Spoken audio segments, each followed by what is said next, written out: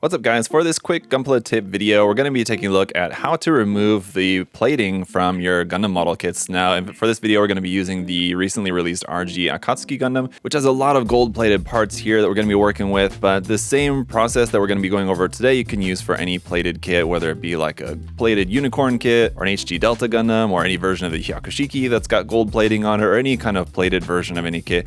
If for whatever reason you're just not a fan of the plating, you'd rather just repaint it yourself, or you just want to see how cool it would look without the plating on there, the color of the plastic underneath the plating sometimes might surprise you. So for whatever reason, if you're interested in removing the plating from your kits, that's what we're going to be going over here for today. And just to start off, a really important step, if you're even thinking about stripping the plating off of a kit, you got to make sure that you hang on to the runners. So what you can use these for, basically you need to test out if your stripping process is going to work. And so this kit actually had 3 different colors of plating. So what I did was cut out a section of each of these runners. We have like the dull orange gold, the yellow gold, and the regular orange gold. And you're going to use those as a test with your stripping product. In this case, I'm using Purple Power, which is a cleaner and degreaser available here in America. Now, here's where it gets a little bit tricky. Depending on where you live in the world, the products that are available to you might be different. For example, if you're living in Europe or Southeast Asia, you may not have this particular product available to you, in which case you'll have to find basically any other type of industrial strength degreasing agent. You can also, I believe, use isopropyl alcohol for this. If you can find some 91% isopropyl alcohol, can also be used. But this is what I usually like to use. It works really well. This can also be used for stripping paint off of a painted kit. So say you went ahead and you were painting a kit, you didn't really like how the paint was coming out, you didn't like the color or the finish of it wasn't quite right, and you need to remove the paint and redo it. You can use this for that process as well. Now, because that's a huge container, I like to just pour some of it out into just a recycled jar here, and you can use this just so that you're not dealing with like a huge amount all at once. And this can be reused as well. So you're just going to take out your cutout piece of runner and put it in your stripping solution. Again, in this case, I'm using a Purple Power for mine. I went ahead and dropped my pieces of runner in there, left it overnight, came back the next day, and here is what they were looking like. As you can see, the plating is completely gone off of these, and these were originally, plated in 3 different colors, but as you can see, the plastic underneath is all going to be in the same kind of a dull mustardy yellow kind of color here for these. So that's what we're going to be left with on these parts once we remove the gold plating from them. So now that we've confirmed that this Purple Power is going to work really well for removing this gold plating, we can actually try it on the kit. And if you're wondering if this will actually damage the plastic at all, I've never had that experience, and I've never heard of that being an issue of this actually damaging the plastic. Now, if you left your parts in here for, weeks on end, maybe, but you really kind of only need to leave the parts in there 24 hours, maybe 48 hours max, and you should notice that it's gone ahead and removed all of the plating from the plastic parts. So what I'm going to go ahead and do now is remove some of the parts here from the kit. We'll drop those in there, wait 24 hours, and see how they're looking.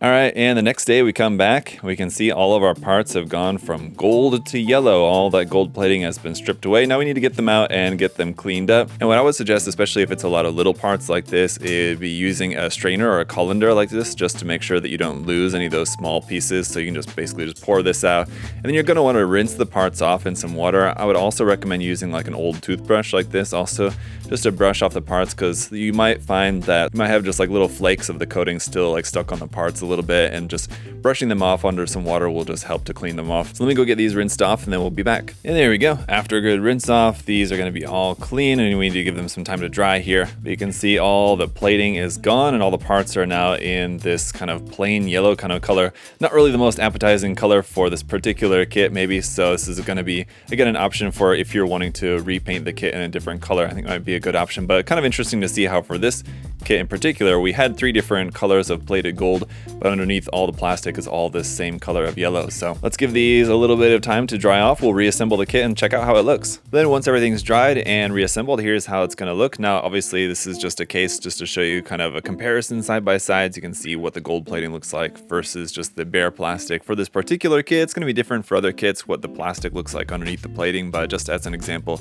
you can see kind of how the process works. From this point, for this particular kit, I mean, I would recommend then, if you're planning on repainting it to a different color, would definitely recommend some further sanding on some of these parts, and then before painting, you'll want to give the parts a good wash with some soap and water just to get everything all clean and good, prepped for paint. Or if you really just like that plain yellow underneath, the one good point about that is that it's a lot clearer to see all the details of the kit with all that shiny gold on there. I mean, it looks really good, but you can definitely appreciate all the crisp little details that you have in the plastic much more without all that shiny gold sort of like blinding you away from it. So what do you guys think? Does this kit look better plated or not?